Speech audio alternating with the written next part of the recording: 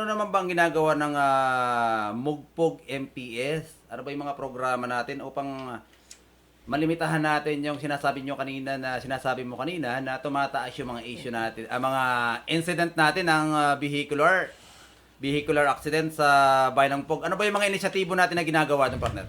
Sir, bilang isang alagad ng batas, patuloy po ang aming pagpapaalala sa palagiang pagsusuot ng helmet para sa ating mga motorista. Ang helmet po ay para sa ulo at hindi sa siko. Saka magsuot ng helmet para sa safety, hindi dahil para sa pulis or dahil may pulis na nakikita. Pinapaalala din po namin palagi na dahan-dahan sa pagmamaneho at gayon din siguraduhin na may dalang lisensya at kaukulang dokumento kung magmamaneho.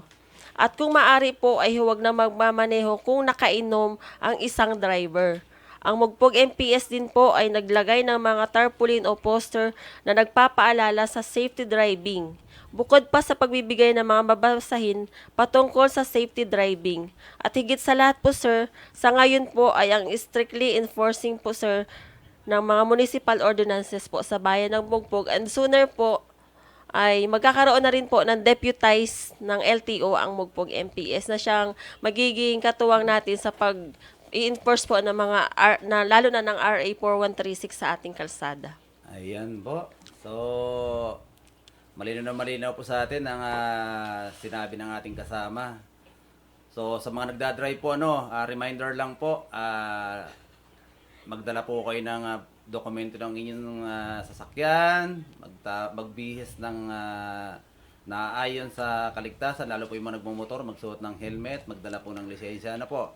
At sa experience po namin sa Mugpog, nire-remind rin po sana namin, nananawagan po kami sa mga, lalo na po sa mga magulang ng mga bata, wag nating i-allowed ang mga anak natin na mga minor na mag-drive, lalo na po at walang lisensya.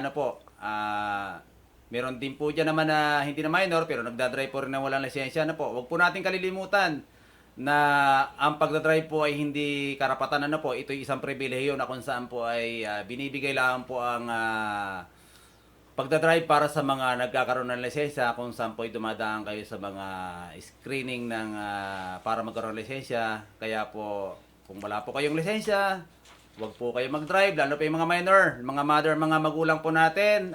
Kayo po ang katuwang namin upang maiwasan po ang mga aksidente sa kalsada.